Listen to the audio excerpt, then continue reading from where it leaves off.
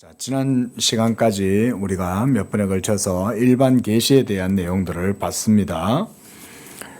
바빙크가 일반 계시를 얘기하는 이유는 특별 계시와 떨어지지 않는다. 이 점을 이제 우리가 잘 주목을 해야 되겠죠. 일반 계시하고 특별 계시하고 이 둘은 한 하나님의 그 사역의 장이죠. 그리고 특별 계시가 펼쳐지는 장도 일반 계시의 필드에서 이루어지는 거잖아요. 그런 의미에서 우리가 이제 바른 그런 관점을 가질 필요가 있습니다. 자, 그런 연장선상에서 2장도 이제 4장도 이제 한번 일반 계시의 가치에 대해서 그러면 뭘 하냐? 그러니까 일반 계시의 가치에 대해서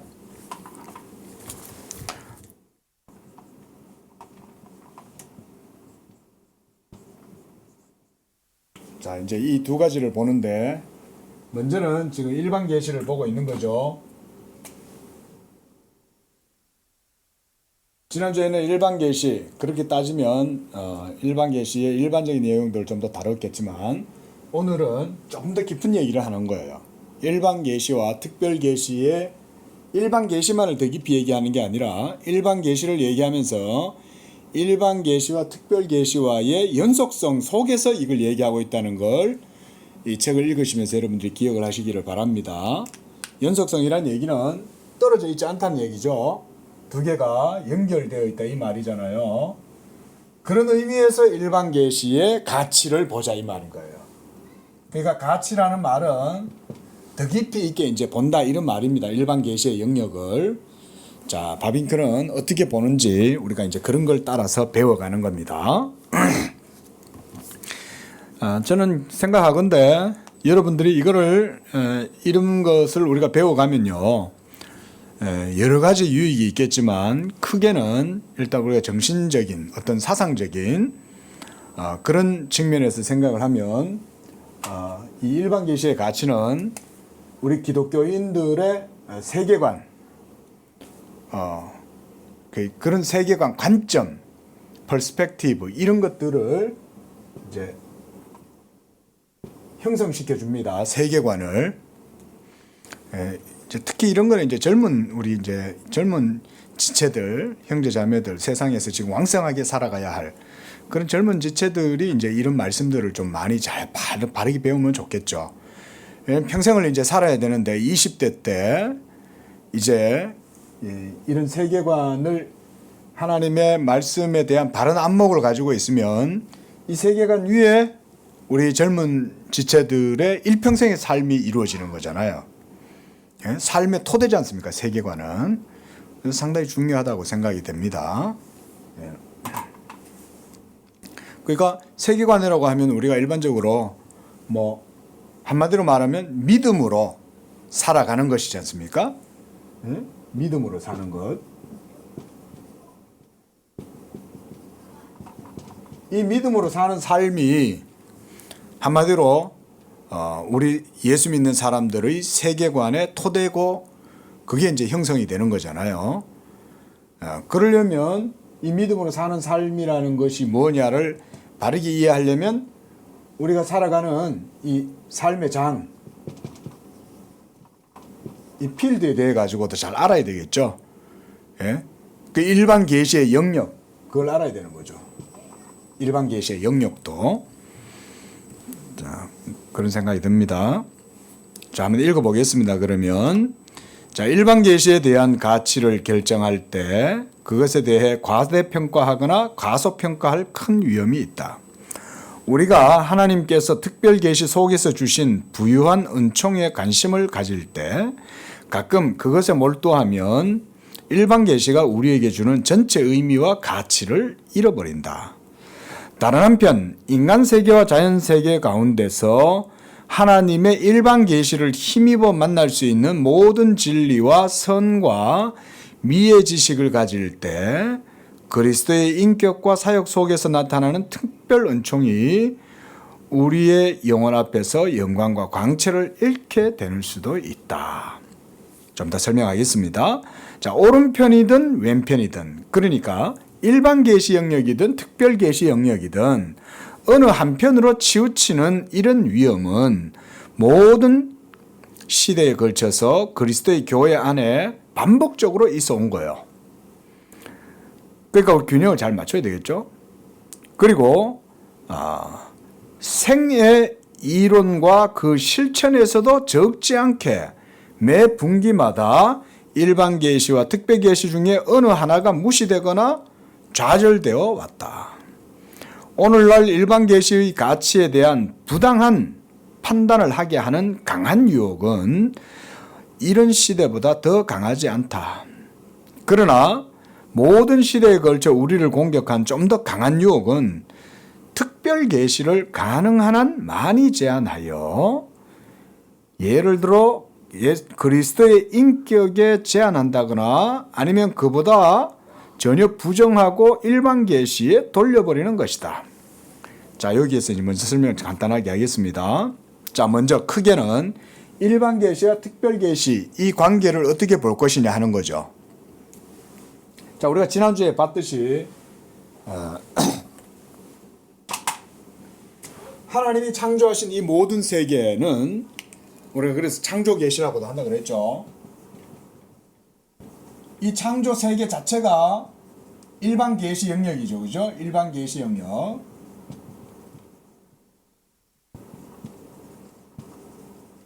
자, 일반 계시의 영역인데 원래 하나님이 타락하기 전에 세상을 창조하셨을 때는 인류가 타락하지 않았다면 특별 계시라는 게 있을 필요가 없어요. 그렇죠? 구속 계시가 있을 필요가 없죠. 왜냐하면 이미 하나님의 말씀 안에 있고 하나님의 창조의 섭리를 따라서 인류가 삶을 살아가고 있기 때문에 전혀 문제가 될 게 없어요.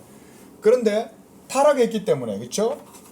범죄하고 타락하고, 그래서 타락 이후에 이제 이 일반 계시의 영역 속에서 특별 계시의 사역이 이루어지잖아요. 그렇죠? 이 영역 안에서 이루어진단 말이죠. 그러니까 우리가 또한 성경도 그걸 보여주잖아요. 성경 속에 기록된 모든 내용들, 그런 것들은 전부 다 일반 계시의 영역에서 이루어지는 하나님의 특별 계시의 사역이잖아요. 그렇죠? 그렇게 이루어지지 않습니까? 그래서 이 두 가지 관계를 지난주에 일반 계시에서 바빙크는 미리 이렇게 설명을 기본적으로 한 거예요. 자, 그런데 이제 기독교 신앙, 교회 신앙뿐만 아니라 사람들의 사상에 있어 가지고도 항상 이 두 가지 면이, 일반 계시와 특별 계시에 대한 이 두 가지 면이 서로 바르게 균형되게 이해가 되어져야 되는데 균형된 이해를 못 가졌다는 거예요. 자, 그 얘기를 잠깐만 할게요. 자, 거기서도 보면 두 번째 줄에, 자, 보통 사람들이 교회 오면 복음 이러니까 복음에 대한, 우리가 복음이 제일 중요하잖아요. 근데 이 복음이 뭐냐 이렇게 생각을 할 때 대부분 이걸 이제 개인 구원에 많이 포커스를 맞춰요. 그렇죠? 개인 구원에. 물론 복음을 통해서 개인이 구원받는 건 맞아요. 하지만 성경이 말하는 복음의 개념은 보다 더 큽니다. 훨씬 광의적이고 포괄적인 거예요. 예? 그래서 단지 한 개인의 영혼이 죽어서 천당 간다, 요 정도만 복음이 아니에요. 그거는 복음의 아주 작은 부분이라고 할 수 있어요. 복음은 그거보다 훨씬 커요. 그런데 문제는 그렇게 큰 복음이 펼쳐질 때, 전개가 될 때 어디서 전개가 돼요? 일반 계시의 영역에서 전개가 되어져 간다는 거예요. 이거를 바빙크는 바라보고 있는 거예요. 그래서 우리가 이렇게 표현하자면 선적 역사라고 그러잖아요. 예? 창조 때부터 지금까지 이 선적 역사의 시공간 역사 속에 하나님의 특별 계시의 역사가 같이 이루어지는데, 이렇게 두 개가 이렇게 떨어져 가지고 이렇게 병행 구조로 되어 있는 게 아니라는 거예요. 그림을 그리자면 이렇게 떨어져서 병행되는 게 아니라 굳이 우리가 표현을 하자면 같이 우리가 새끼줄처럼 이렇게 같이 엮여져 있는 거예요. 이게 같이 새끼줄처럼. 우리가 보면은 삼겹줄, 여자들 머리 따을 때 보면 옛날에는 머리 이렇게 세 줄로 이렇게 엮잖아요. 이렇게. 예? 말하자면 그런 거예요. 굳이 표현하자면 하나님의 특별 계시의 역사는 우리 인간의 시공간 역사 속에 마치 새끼를 꽂는 것처럼 이런 식으로 같이 엮여져 가지고 있는 거예요. 굳이 표현하자면 그렇다는 겁니다. 그림으로 그리자면. 자, 어쨌든 간에 이런 식으로 이제 전개가 되는 거예요. 예? 근데 하지만 이런 식으로 보통 이해를 잘 못해요. 사람들이. 그 바빙크도 여기서 지적하듯이 특별 계시 속에 주어진 그러니까 이 복음, 구원에 대한 이런 부요함들에 대해서 관심을 가지다가 너무 영적이거나 어떤 특별 계시의 영역에 속한 것들 이런 것들에만 사람들이 너무 관심을 가지다 보니까 일반 계시의 고유한 가치가 있는데 그거를 잃어버릴 수 있고 또 반면으로 뭐라 그래요? 다른 한편으로는 인간 세계 자연 가운데 있는 하나님의 일반 계시를 힘입어 만날 수 있는 모든 진리와 성과 미의 지식 한마디로 일반 계시의 가치인 거죠. 그게 그런 일반 계시의 가치들을 복음에 의해 가지고 또 이게 일반 계시가 또 너무 또 이렇게 강조돼 가지고 오히려 그리스도의 인격과 사역 속에 나타나는 특별 은총이 그 빛과 광채를 잃어버리게 되는 수도 있다는 거예요. 그래서 오른편이든 왼편이든 이 말은 이걸 얘기하는 거예요. 어느 한쪽이든 간에 한쪽이 너무 쏠린다, 경도된다 그러잖아요. 우리가 한쪽으로 너무 쏠려가지고 경도되는 건 건전한 신학이 아니에요. 예? 창조 세계의 영역, 일반 계시의 영역도 하나님의 섭리가 있는 영역이고 그 섭리는 또한 특별 계시를 이루는 가운데 이루어지는 거니까 이 둘은 새끼줄처럼 엮여져 있다 이거죠. 그래서 우리가 새끼줄을 풀면 못 쓰잖아요. 새끼줄은 같이 엮여져 있어야 되는 거예요. 자, 여기 이제 첫 번째 얘기입니다. 그 다음에 또 뭔 얘기를 하냐면 이런 것들이 계속해서 이제 항상 반복적으로 있어 온 거예요. 교회사마다. 어떤 시대 때 가면 일반 계시를 많이 강조하다가 또 어떤 시대 때 오면 특별 계시를 많이 강조하고 이렇게 신학적 균형이 밸런스를 맞추기가 사실 쉽지가 않습니다.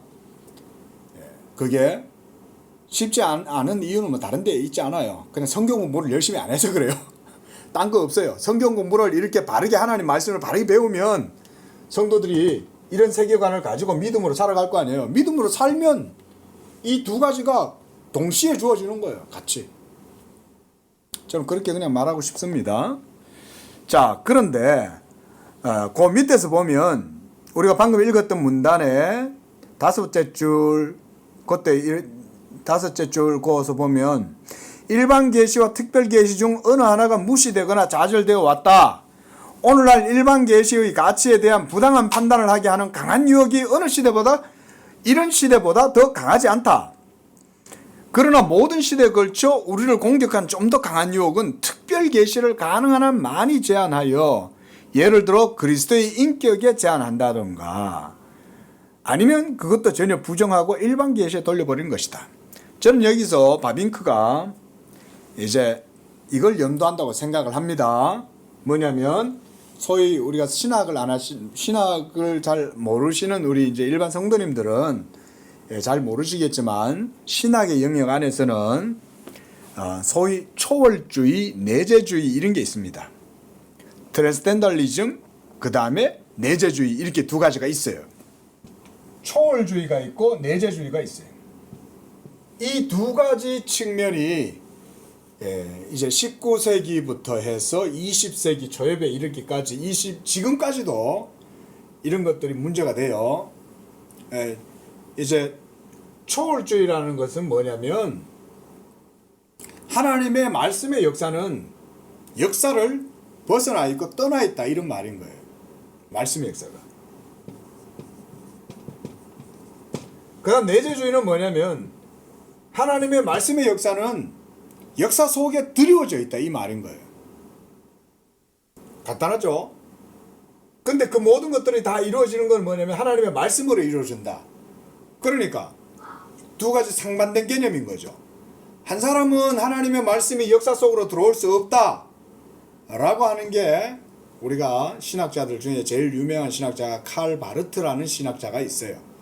독일의 신학자인데, 이 사람이 말하자면 20세기에 있어서는 마치 무슨 교부 같은 그런 정도로 뭐 이렇게 소위 신정통주의의 영역에서는 추앙을 받는 사람인데, 칼 바르트가 주장한 게 이런 거예요. 하나님의 말씀의 역사는 인간의 역사를 넘어서 있다. 그래서 그런 말을 써요. 유한은 무한을 담을 수 없다, 이 말인 거예요. 하나님은 무한하신 자잖아요. 영원하고 무한하신 분인데 그 무한을 유한이 담을 수가 없다. 담을 수 없다는 말은 포착할 수도 없고 잡을 수도 없고 알 수도 없다, 이런 말인 거예요. 너무 이제 그쪽으로 나간 거죠. 그 다음에 또 내재주의. 내재주의자들도 많아요. 뭐 불투만이나 몰투만이나 이런 사람도 있습니다. 이런 사람들이 또 주장한 건 뭐냐면, 이건 또 너무 또 이 내재를 많이 강조를 해요. 그러다 보니까 특별계시와 일반계시의 영역들은 여기가 말하자면 내재주의가 되는 거죠. 지금 바빙크는 그런 걸 염두한다고 저는 봐요. 그리고 특별계시의 영역은 말하자면 이쪽에 너무 이제 쏠렸다. 그 말은 이제 바르트의 말씀신학, 소위 그런 겁니다. 이 말씀신학이 너무 초월주의에 또 기울어져 가지고 하나님의 말씀의 역사가 이 역사 속으로 들어올 수 없는 이런 이제 문제가 생긴 거예요. 그러면 안 되잖아요. 그렇죠? 말씀은 역사 속에 이루어진다 그랬잖아요. 역사 속에 같이 이루어지는, 그래서 이렇게 같이 맞물려 들어가는 거라고 봐야 되고, 또 이렇게 같이 맞물려 들어간다고 해서 또 그게 내재주의로 또 들어가면 또 안 되는 거예요.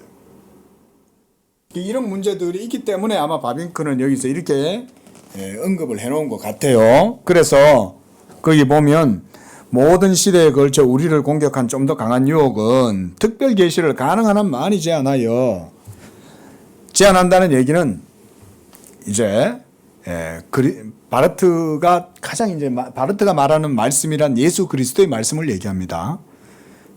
하나님의 말씀일 때 그 예수 그리스도의 말씀. 자, 이런 거는 좀 신학적인 얘기니까요. 이 정도만 하고. 자, 그래서 이 두 가지 편일주의, 두 번째 문단, 편일주의다. 이 말은 한쪽에 기우는 거, 이 말이에요. 이걸 편일주의다. 이렇게 적어 놓으셨어요. 그래서 이 두 가지 중에서 어느 한쪽으로 기우는 이런 형태의 주의는 조심해야 된다. 그렇죠? 초월주의로 기울거나 내재주의로 기울거나 이런 건 조심해야 되는 거죠. 그리고 자, 바빙크가 여기서 이런 말 합니다. 성경의 빛으로 인간사를 보라는 거예요. 이게 이제 우리 개혁주의의 바른 관점인 거예요. 그러니까 우리는 초월주의도 아니고 내재주의도 아니고, 그럼 뭐야? 뭐 중간에서 양다리를 걸치는 건가? 아니면 혼합인가? 뭔가? 그것도 아니죠. 중간에서 양다리를 걸치는 것도 아니고 양다를 취하는 그 관점도 아니에요. 예? 어떻게 보면 전혀 다른 관점인 거예요. 어떻게 보면. 예? 그래서 너 이거야. 우리 이런 논리에 많이 빠지죠. 예? 그 우리나라 사람들이 약간 그렇잖아요. 정치적으로도 막 나뉘어져 가지고, 예? 너 아군이야? 너 빨간색이야? 너 파란색이야? 빨간색 아니면 내 적이고 파란색 아니면 내 적이고 뭐 이런 식의 논리를 많이 가지잖아요. 그런데 이제 그렇게 얘기하죠. 어떤 사람은 나는 중립이야. 그러면 그러면 중립은 또 파란색 입장에서 봤을 때는 빨간 편이고 빨간색 입장에서 봤을 때는 중립은 또 파란색이고, 이런 논리에 우리는 많이 빠지잖아요. 얼마나 우리는 단순해요. 예? 그게 진짜 단순한 거 아닙니까? 아니 왜 중간은 왜 없어요? 중간도 있을 수 있죠. 가치 기준이 중간에 있을 수가 있는 거죠. 예? 그리고 이번에 선거도 중도층 때문에 결정되는 거 아니에요? 둘 다 팽팽한데 접전이 누구 때문에 결정난 거예요? 중간에 있는 사람들 때문에 결정난 거죠. 중간에 있는 사람들이 표를 어떻게 주느냐에 따라서 판단하는 거 아니에요? 근데 그런 사람들을 놓고 이제 또 투표가 끝났어요. 이제 그러면 또 나뉘어지는 거예요. 또 이번에도 또 빨간색, 파란색. 이렇게 그래서 제가 볼 때는 우리나라 아직은 정치 의식은 아직 멀었어요.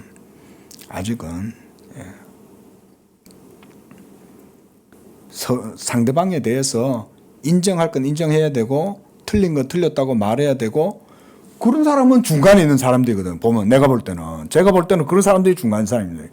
중도층이에요. 중도층. 그 사람들도 나름대로 최선의 것을 선택한 거예요. 나는 중도를 취하겠다. 그래서 이럴 때 선거할 때는 이렇게 찍고 이렇게 하는 게 그런 게 그거 아니에요? 그런 게 진짜 지혜로운 거잖아요. 그런 생각을 못 해요. 자, 성경의 빛이다 그랬습니다. 성경의 빛. 이게 바로 이것과 이것은 중도가 아닌 중도적 견해가 아니에요. 중도적 견해는 없어요. 그런 게 아니에요. 이거하고 전혀 다른 거예요. 완전 다른 거. 이게 바로 성경주의라고 할 수가 있죠. 우리가 말하자면 굳이 뭔 주의 이렇게 얘기를 하자면 그게 바로 성경주의예요. 그래서 그걸 뭐라 그럽니까? 읽어보겠습니다. 성경의 빛으로 인간사를 보고 그것으로 인간이 얼마나 일반 계시에 빚을 지고 있는지 가르치는 것이 가장 안전한 길이다. 우리는 그때 어떤 방향에서는 그들이 이 계시의 빛으로 큰 성과를 거둘지 모르지만 다른 점에서 그들의 지식이나 능력이란 피할 수 없는 한계에 제한되어 있음을 발견하는 것이다. 자, 이제 그러니까 성경을 통해서 세상을 보는 거죠. 그게 바로 기독교적 세계관입니다.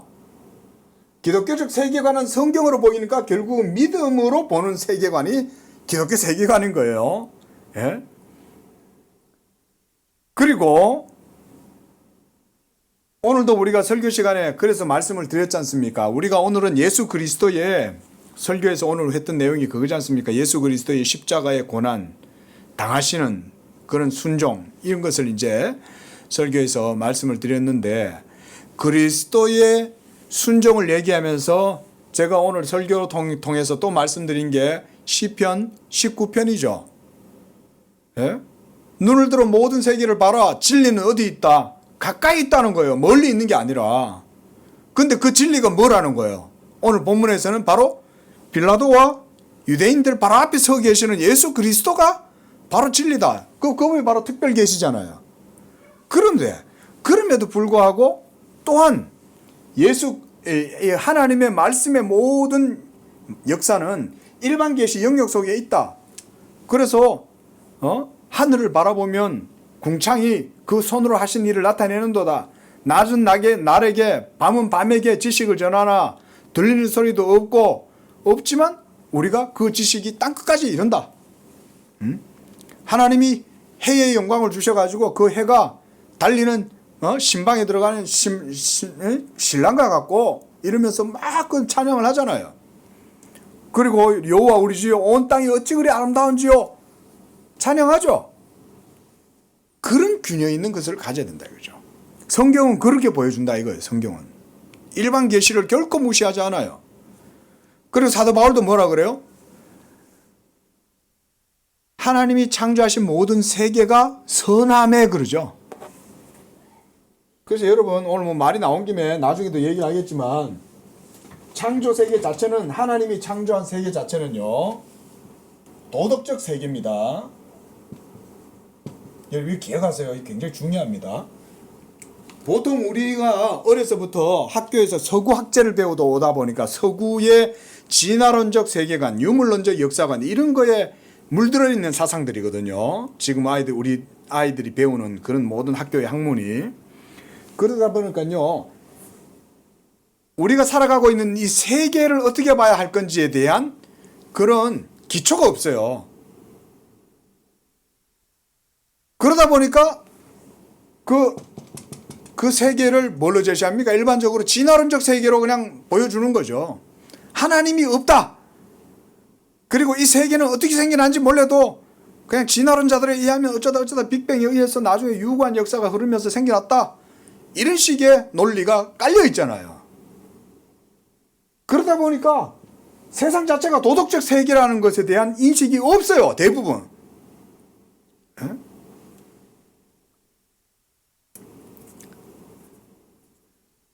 요즘은 이제 유튜브가 많이 활용돼 갖고 유튜브 같은 거 보면 여러분 특히 그 뭐죠? 제가 그 재미있게 보는 게 그 자연에 대한 그런 거를 갖다가 이렇게 딱 그 주제로 하는 그런 유튜버들이 있더라고요. 그분들. 그 특히 그 동물들과 인간이 교감하는 그런 것들. 예? 신기하잖아요. 예전에는 왜냐하면 이제 우리가 미디어가 발달 안 됐을 때는 그런 거를 접하기가 어렵지만 요즘은 이제 인터넷이라는 네트워크를 통해 가지고 전 세계 어디든 다 보잖아요. 예? 우크라이나 전쟁 났는데도 보니까 우크라이나 사람들이 지혜로워요. 그냥 실시간으로 그냥 이렇게 우크라이나 전역에 CCTV를 다 연결해 갖고 다 전 세계가 보게 하는 거예요. 엄청난 전략인 거죠. 근데 젤렌스키라는 사람도 그렇지만 그 우크라이나 사람들도 아주 전략적으로 뛰어나다. 제가 보니까 그 젤렌스키가 유태인이에요.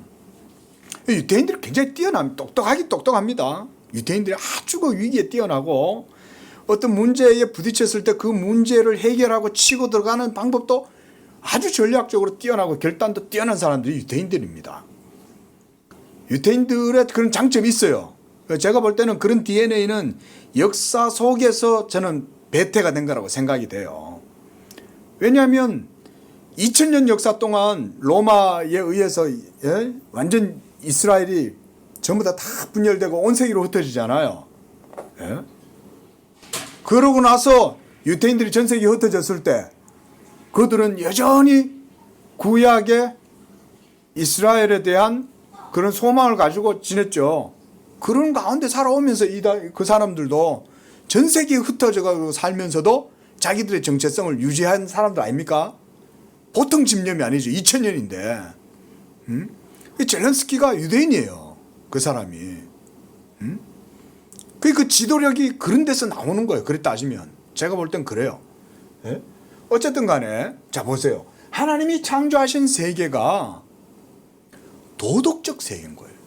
무슨 말이냐면 동물들 하나도 여러분 잘 보세요. 피조물 세계, 사람이 아닌 일반 동물들도 미물들도 그 속에 들어가 보면 도덕적 질서가 있습니다. 그리고 도덕적 질서가 있다는 말은 도덕적 감정도 있다는 얘기가 됩니다.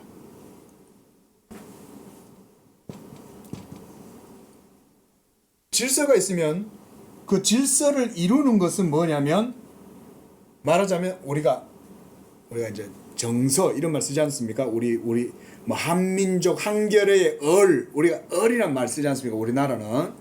그런데 그걸 우리말로 하면 이제 정서라는 거예요. 정서. 이런 정서가 우리 인간에게 있는 게 아닙니다. 동물들도 동물에게 주어진 고유한 질서와 함께 그들만의 미학적 정서가 있어요. 개는 개대로, 새는 새들대로, 또 새들 중에서도 또 기러기는 기러기대로, 청둥오리는 청둥오리대로, 독수리는 독수리대로 모든 세계의 다양성 속에 그들만의 독특한 질서가 특정적으로 주어져 있습니다. 그리고 그런 질서를 유지하고 살아가는 그런 군락을 이루어서 살아가는 것 속에는 일종의 그들만의 또 정서가 향유가 되고 있어요. 향유. 그런 게 있습니다. 그게 뭘 보여주는지 아세요? 그런 속성들이 바로 하나님이 창조한 세계는 도덕적 세계라는 것을 그런 말하자면 깨어진 유리 조각 같은 편린들 조각조각 속에서도 드러난다 이 말인 거예요. 그래서 이런 도덕적 세계 자체가 뭘 보여줍니까? 하나님의 선하심과 하나님의 지혜와 하나님의 부여하심과 이런 거를 도덕적 세계 자체가 보여주는 거죠. 왜냐하면 창조 세계를 하나님이 창조하셨잖아요. 하나님이 창조하셨으니까 당연히 이 세계는 도덕적일 수밖에 없는 거예요.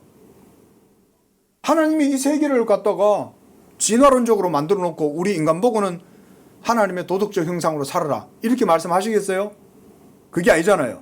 인간도 하나님의 형상으로 만든 다음에 만들어 놓으신 이 모든 세계도 도덕적 모든 질서를 따라서 향유할 수 있도록 미학적으로 향유할 수 있도록 만들어 놓은 거죠. 이렇게 보는 거예요. 원래 이게 정확하게 보는 거예요. 그래야 아이들이 이 세상에서 살아갈 때도 이렇게 봐야 이런 세계관으로 보면 동물들 하나도 그냥 쉽게 다루지 않겠죠. 예? 바다 속에 있는 그 속에 있는 이제 물고기들, 어류들도 함부로 대하지 않겠죠. 벌써 인류가 전부 다 망쳐놓잖아요. 진화론적 세계로 살아가니까 예? 세상을 도덕적 세계로 못 보는 거죠. 이게 참 심각합니다, 이게 사실은. 그런데 뭐 이제 보면 뭐 자연 환경 뭐 지키는 그런 이제 운동하는 분들도 있고 환경 보호 단체들도 있고 좋아요. 좋은데 먼저 이걸 인정해라는 거예요. 모든 윤리는 연결되어 있습니다. 윤리라는 개념은 전부 다 연결되어 있습니다, 여러분. 윤리적인 사람, 진짜 윤리적인 사람은 하나님을 경외하는 사람이요. 그것까지 다 연결되어 있는 거예요, 원래. 자, 이렇게 성경의 빛으로 인간사를 봐야 된다. 좀 더 보겠습니다. 우리는 그때 어떤 방향에서 그들이 이 계시의 빛으로 큰 성과를 거둘지는 모르지만 다른 점에서 그들의 지식이나 능력이란 피할 수 없는 한계에 제한되어 있음도 발견한다. 그렇죠. 일반 계시만 가지고는 안 된다, 이 말인 거예요. 이렇게 대단한 영역이죠. 우리가 깊이 들어가 보세요. 철학이 아니라 사실은 신학적 세계관과 관점을 갖고 보면 대단하죠. 예? 그럼에도 불구하고 일반 계시로는 한계가 있다, 이 말이에요. 그래서 에덴 동산에 있는 첫사람들이 하나님의 계명을 어겼을 때 그들의 죄로 인해 스스로 당한 그 형벌이 곧바로 한꺼번에 따르지는 않았다. 그들은 그들의 죄를 범했던 그 날에 죽지 않고 살아 있었다. 즉 그들은 지옥에 떨어지지 아니하고 땅 위에서 어떤 과업이 맡겨져 있음을 느낀다. 그들은 죽어 없어지지 아니하고 여자의 씨에 대한 약속을 받았다. 자, 바빙크는 여자의 씨에 대한 약속을 받았다. 요런 거는 잘 요렇게 거의 언더라인 해놓으세요. 바빙크가 여기서부터 보세요. 일반 계시의 영역 속에서 뭐가 시작됐다는 거예요? 여자의 씨에 대한 약속을 이제 시작한 거예요. 여기에서 창조고 여기에서 타락했다. 그러면 이제 여기서부터 이게 이제 이루어진다, 이 말인 거예요. 여자의 씨에 대한 구속 계시의 역사가 일반 계시의 영역에서 이제 아담의 타락 이후에 여자의 씨에 대한 창세기 3장 15절이죠. 이걸 우리가 원시 언약이라고도 하고 모언약이라도 해요. 하나님께서 이미 알고 그로 말미암아 세움을 입었던 어떤 조건들이 따르고 있지만 그러나 그 사람들이 그것을 미리 볼 수도 헤아릴 수도 없었다. 그렇죠. 당시에 뱀의 후손은 너의 여자의 후손의 발꿈치를 상하게 할 것이요 너는 여자의 후손은 뱀의 머리를 상하게 할 것이다 라고 하는 이 창세기 3장 15절,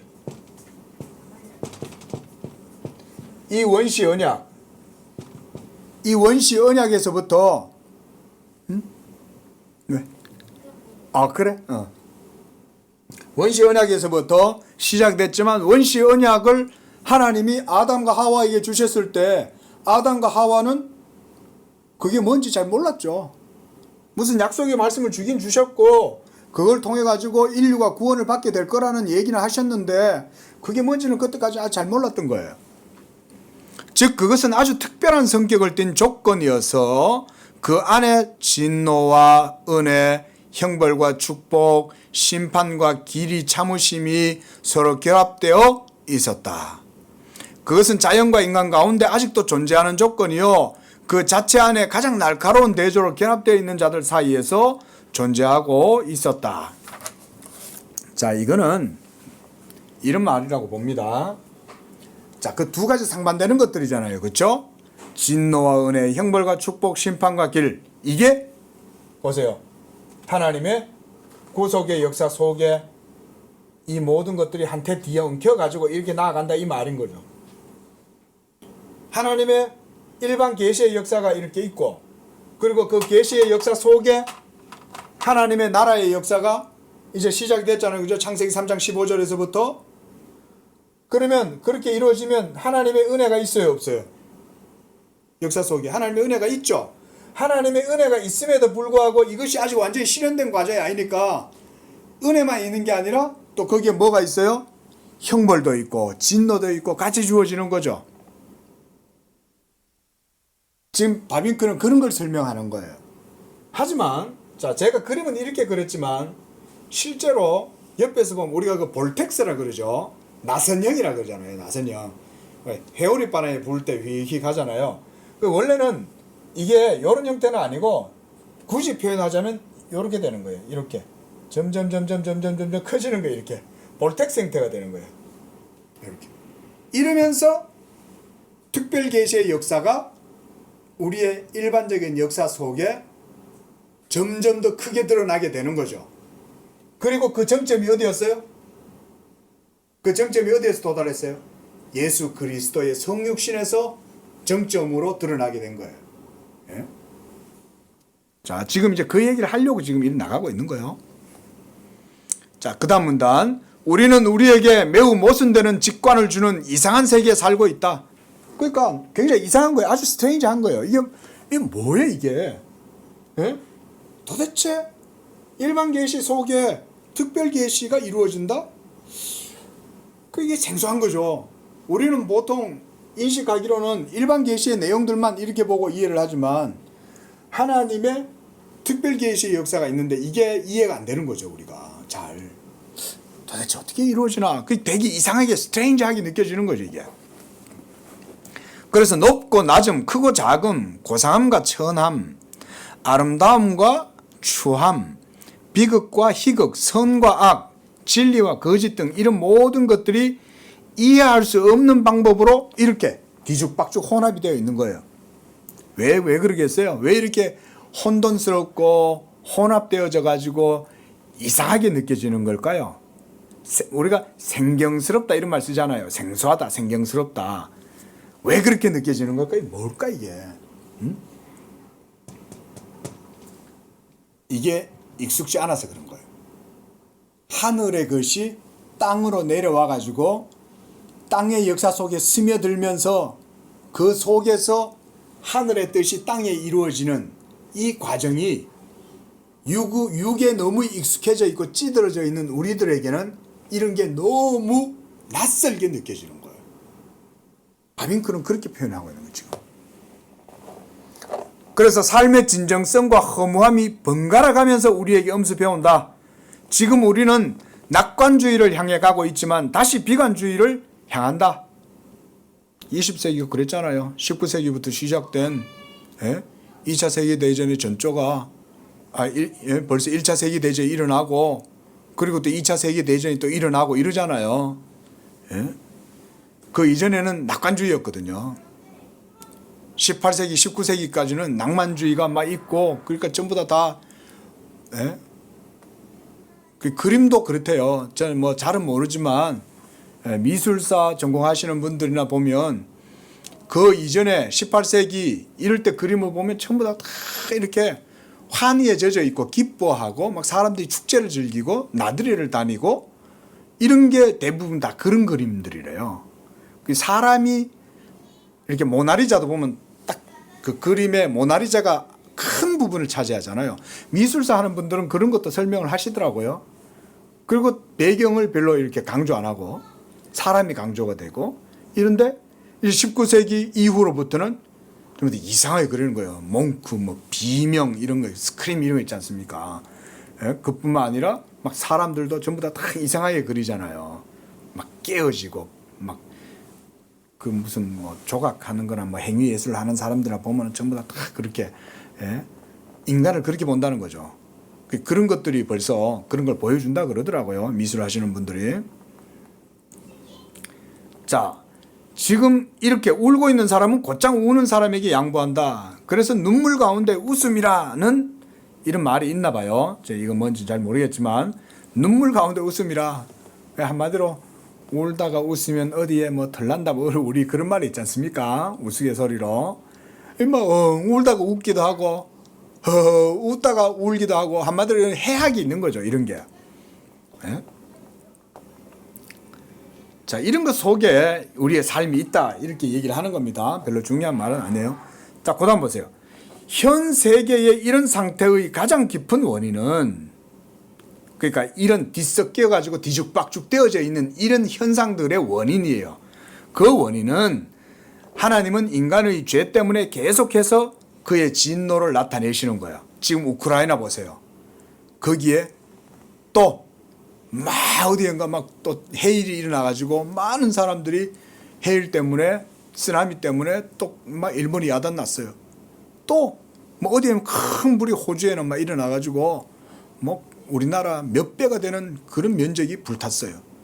예? 또 어디에는 뭐 중국에는 또 막 홍수로 인해 가지고 막 이렇게 됐어요.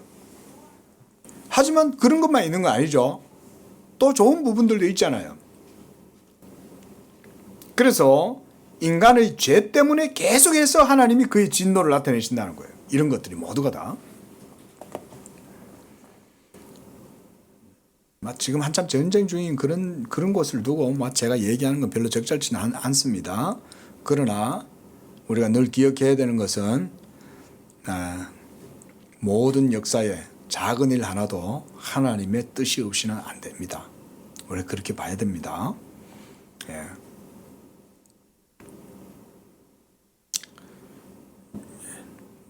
우리 교회도 작지만 우크라이나에 성금도 보내고 또 그걸 위해서 늘 기도를 해요. 기도를 합니다.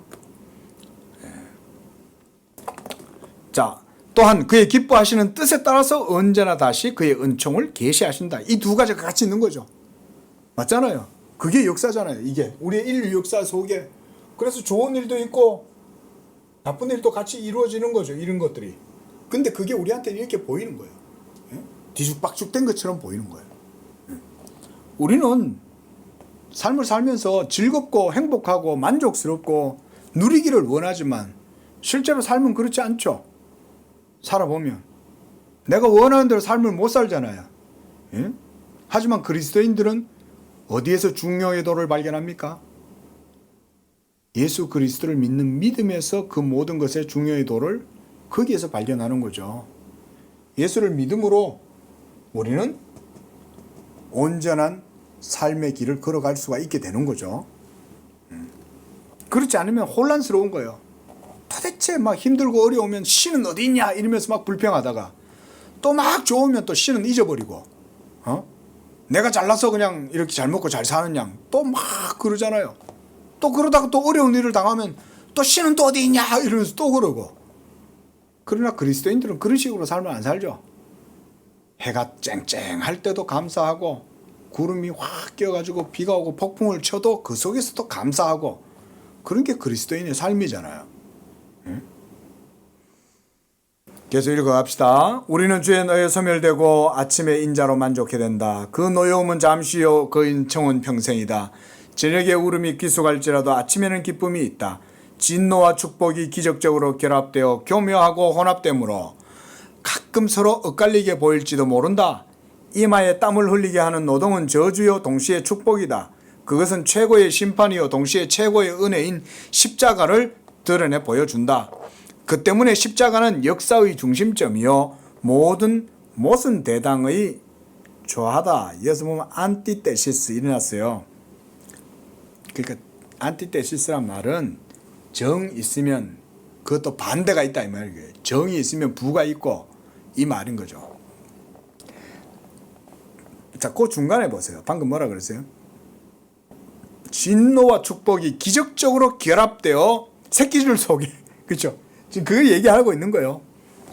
하나님의 일반 계시의 영역 속에 특별 계시가 이루어지긴 하지만 이것은 마치 우리한테는 생소하게 보여요.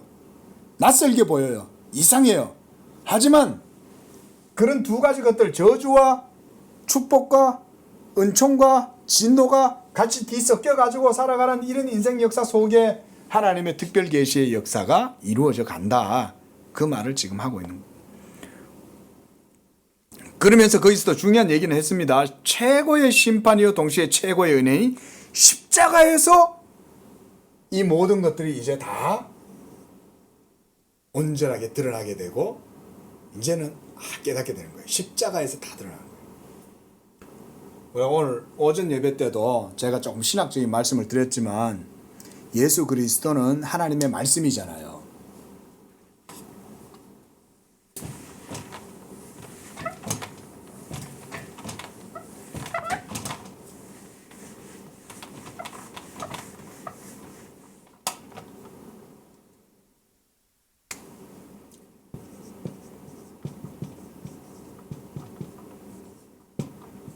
자, 예수 그리스도가 하나님의 말씀이세요. 그리고 우리가 예수 그리스도의 인격과 사역이라 그랬습니다. 그렇죠?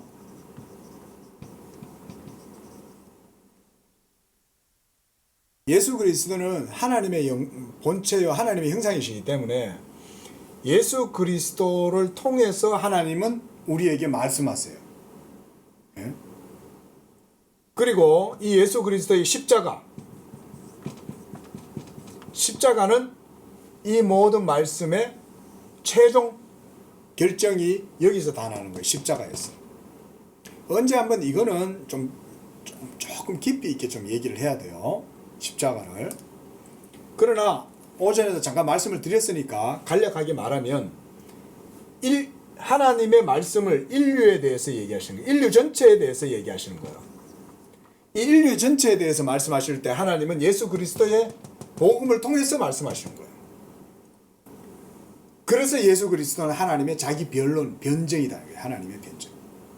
하나님이 자신에 대해서 말씀하실 때 이제는 율법을 통해서 말씀하시는 것이 아니라 예수 그리스도의 복음으로 온 세상을 향해서 말씀하신다. 그 교회는 그럼 뭐겠어요? 교회는 이 말씀을 전함으로, 그죠? 전파, 증거함으로 오르간이 되는 거죠. 기관이. 나팔이 되는 거예요. 온 세상을 향해서 이 하나님의 자기 변정인 예수 그리스도의 복음을 선포하는 거예요. 뭐라고 선포해요? 믿으라 이렇게 얘기하는 거죠. 믿어라. 하나님이 세우신 자 모세가 녹뱀을 짱대에 매가지고 높이 들었던 것처럼 십자가에 하나님이 높이 달아서 세우신 그 예수 그리스도를 믿어라. 이 예수 그리스도가 어디에 세워졌어요? 네? 딱 역사의 분기점에 딱 세워졌잖아요. 십자가가. 그렇죠? 네? 하나님이 예수 그리스도를 역사의 중심에 딱 세워놓으신 거예요. 그렇게 해서 그 예수 그리스도를 믿는 자들은 정죄함을 얻지 않지만, 정죄를 당하지 않지만 예수 그리스도를 믿지 않는 자들은 심판을 당하는 거예요. 그것이 한마디로 하나님의 판단이죠. 하나님의 판단이 예수 그리스도의 십자가에서 모두가 다 드러났다. 그 말이에요. 왜냐하면 십자가에 달리신 자는 누구예요? 예수 그리스도 하나님의 말씀이잖아요. 그래서 교회가 복음을 전하고 예수 믿으라고 말을 하는 거예요. 우리 성도들한테도. 목사가 여기서 계속 우리 성도들한테 예수 믿으세요. 이 말을 제가 어떻게 하겠어요? 맨날 예수 믿으세요. 그 말만 하겠습니까? 하나님의 말씀을 증거하면 그게 바로 믿음의 말씀이 전해지는 거예요. 이런 게 기본 원리예요. 그래서 목사는 계속 복음을 전해야 할 때 복음을 전한다는 얘기는 성경을 그래서 강론을 해야 되는 거예요. 성경을 쭉 강론하면 그 속에 계속 믿음의 말씀이 증거되잖아요. 예?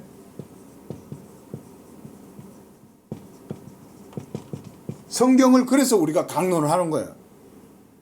그러면 여러분들 이걸 듣잖아요. 그리고 믿잖아요. 듣고 믿잖아요. 그러면 하나님의 의에 거하는 거예요. 그런데 이 복음을 듣고도 믿지 않으면 그는 벌써 심판을 받았을 수가 있는 거예요. 응? 조금 어려운 내용이긴 하지만 다음에 또 들으면 여러분 이해가 될 거예요. 자, 이런 겁니다. 자, 이것이 바로 바빙크가 말하는 최고의 심판이요 동시에 최고의 은혜다. 바빙크에서 얘기하잖아요. 십자가에서 하나님의 최고의 심판과 또 최고의 구원의 은혜가 드러난다. 그렇게 말하고 있는 거잖아요. 그래서 십자가가 역사의 중심이요. 바빙크는 이걸 알고 있는 거예요. 자, 이 조건은 타락하자마자 세워졌고 아브라함을 부르시기까지 첫 시기 동안에 그것은 아주 특별한 성격을 띄었다. 이게 아브라함이 창세기 12장에 나오잖아요. 그죠? 그러나 창세기 3장에서부터 시작해서 11장까지의 내용을 지금 언급을 하는 겁니다. 그래서 창세기 첫 11장까지는 아주 중요하다. 이런 그것이 보세요. 여기 아까 그랬죠? 인간의 선적 역사에서 여기서부터가 이제 타락이에요. 여기까지는 1장에서는 이제 2장까지고 여기서부터가 이제 3장이에요. 여기서부터 시작이 됐잖아요. 그리고 이게 이제 창세기 11장까지 간다는 거예요. 여기까지. 창세기 11장까지. 그 속에 어떤 내용들이 있어요? 가장 크게는 노아의 홍수가 있고, 그렇죠? 그리고 셈과 함과 야벳이 있고, 그리고 셈 족속이 번성하고 또 야벳 족속이 번성하고 또 그 전에는 또 3장에 가인과 아벨에 대한 사건이 나오고, 그렇죠? 바벨탑 사건이 나오고, 이런 것들이 계속 있잖아요, 이 중간에. 그리고 11장에 가서는 이제 셈 족속의 계보가 쭉 나오죠. 아브라함이 어느 족속이에요? 셈 족속이잖아요. 셈 족속의 계보가 나오면서 베라는 아브라함을 낳고, 이러면서 아브라함이 이제 12장에서 등장을 하는 거잖아요. 그 얘기를 하는 겁니다. 자, 이런 것들이 이제 출발점이 형성이 됐고 전 세계 역사에 이제 기초가 되었기 때문이다. 당장 유의해야 할 것은 일반 계시와 특별 계시는 비록 구별될지라도 그래서 당장 유의해야 되겠죠. 벌써 구속의 역사가 이제 선적 역사 속에 구속의 역사가 시작되기 시작했죠. 그렇죠? 이렇게 점점 가다가 아브라함 때 아주 또 커졌게 드러졌어요. 아브라함 때 또 야곱 때 가가지고 드러나고 다윗 때 가가지고 또 드러나고 다윗 이후에 솔로몬 때 가가지고 아주 또 드러났다가 이제 이스라엘 남북 분열의 역사가 이루어지고 그리고 바벨론 포로기가 되고 그러고 나서 누가 오셨어요? 예수 그리스도께서 딱 오신 거예요. 바빙크는 지금 하나님의 우리가 지난주에도 봤죠? 이제는 외웠죠, 그렇죠? 하나님의 구속 계시의 점진적 역사다. 구속 계시의 점진적 역사.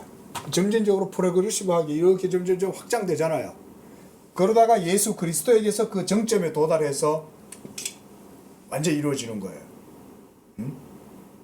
지금은 전체가 다 이렇게 된 거예요. 지금은.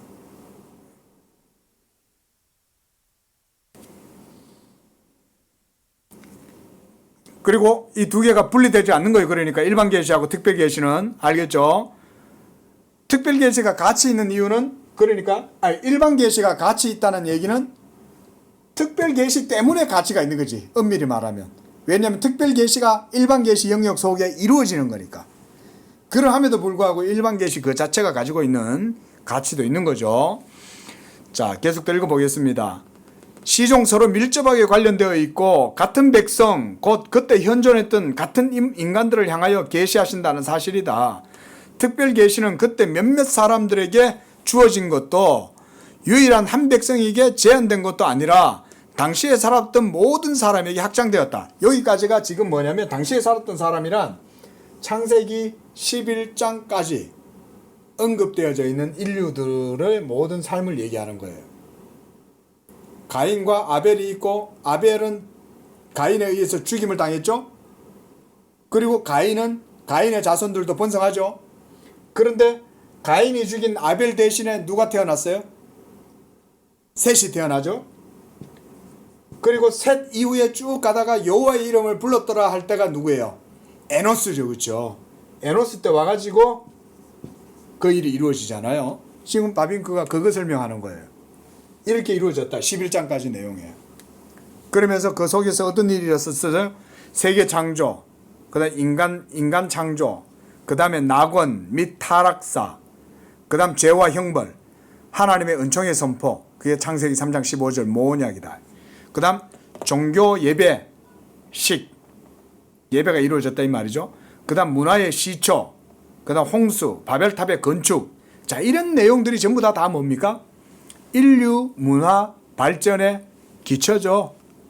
뭐 메소포타미아다, 뭐 아즈텍 문명이다, 뭐 이런 식으로 우리가 얘기를 많이 하지 않습니까? 뭐 인더스 강이다, 뭐 세계 3대 문명의 발상지다, 이런 얘기를 하지만 성경은 이렇게 보여주는 거예요. 성경은.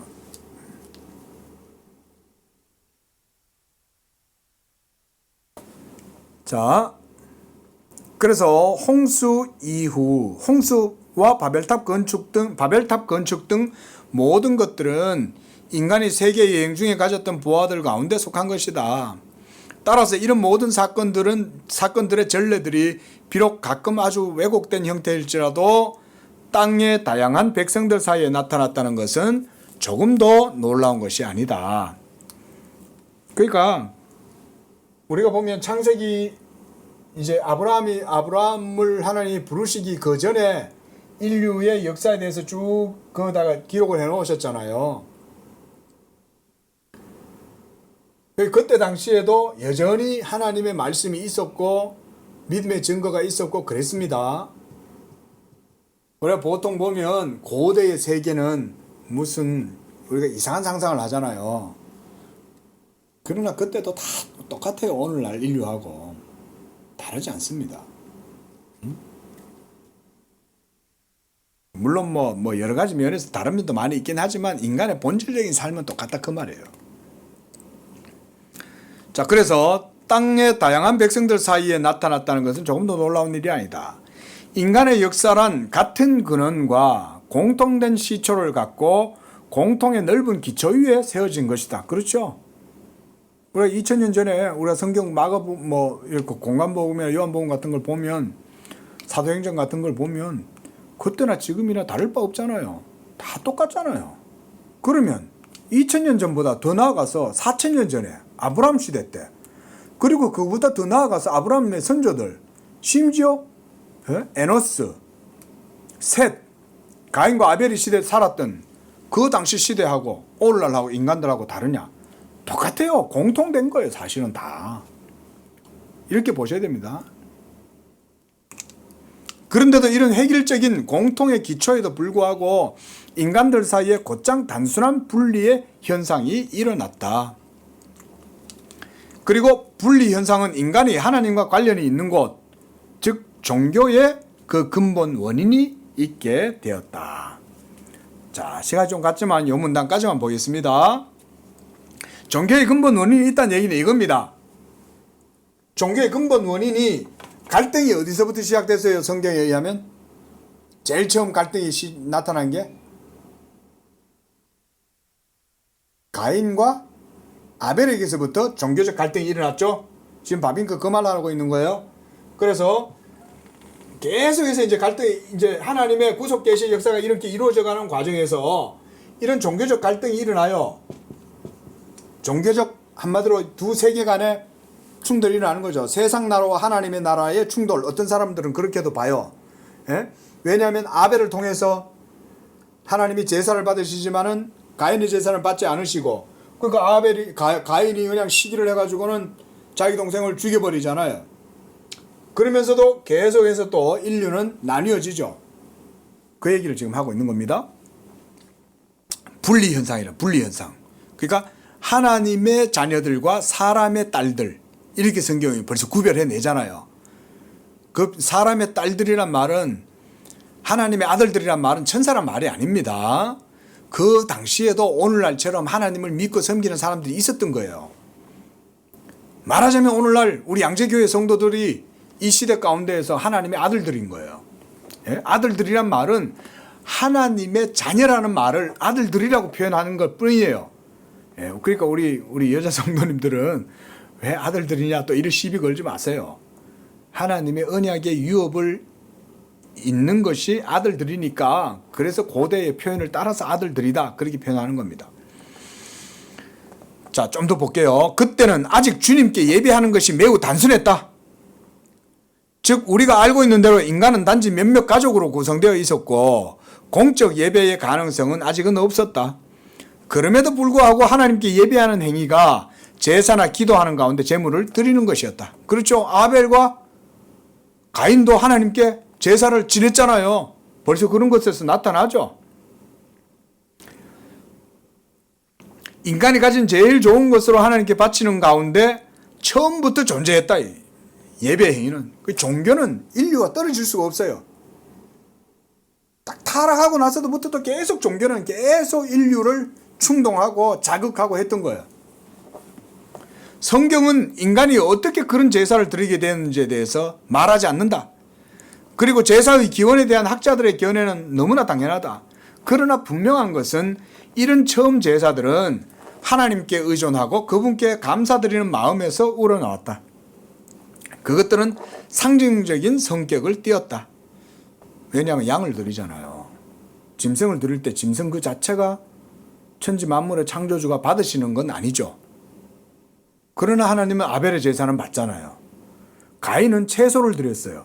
채소를 드려서 하나님이 안 받으신 게 아니에요.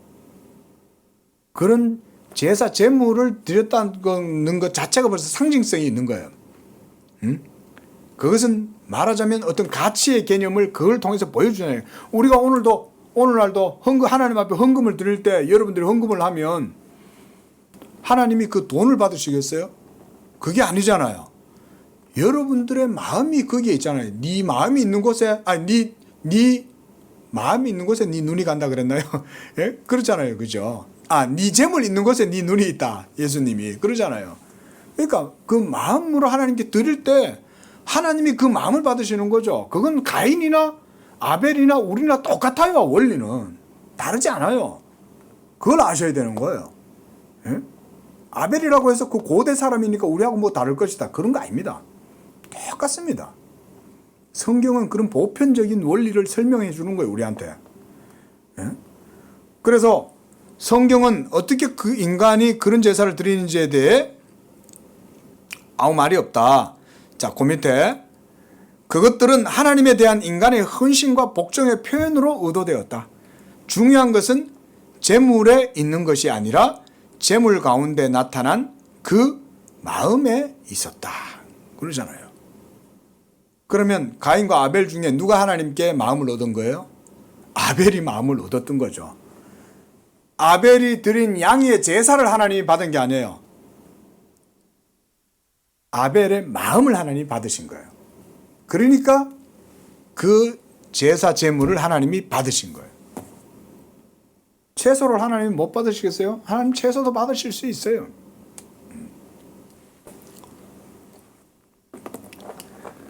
아벨은 그 마음과 제물에 있어서 가인보다 나은 제사를 드렸다. 그래서 주님께서 연락하신 것이다. 그러나 처음부터 아담의 자손들 사이에 분리 현상, 즉 가인과 아벨 사이에 벌써 종교적 분리가 일어나는 거죠. 그 종교적 분리는 하나님의 말씀을 믿는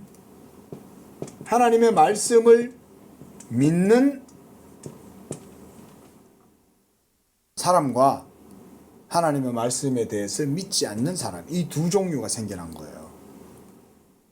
이건 지금도 마찬가지죠. 오늘날 인류 속에도 이 두 가지는 항상 있습니다. 자, 그래서 의인과 불신앙의 사람, 순교자와 살인자, 교회와 세상 사이의 분리 현상이 그때부터 이미 있었다. 가인의 살인 후일지라도 하나님은 그를 돌보시고 그를 찾아내 회개할 것을 권고하고 심판 대신 은총이 임하도록 하셨다. 그럼에도 그 파멸은 아물지 않았다. 즉 분리 현상은 서서히 진행해 나갔고 가인 족속과 셋 족속 분리해서 그 절정을 이루게 되었다. 그러니까 아벨 대신해 주신 셋, 그렇죠? 그래서 가인은 하나님을 떠나서 에덴의 동쪽에 나가서 성을 쌓잖아요. 그러나 셋은 어떻게 했어요? 하나님을 떠나지 않은 거죠. 하나님을 믿는 믿음으로 살았던 거예요.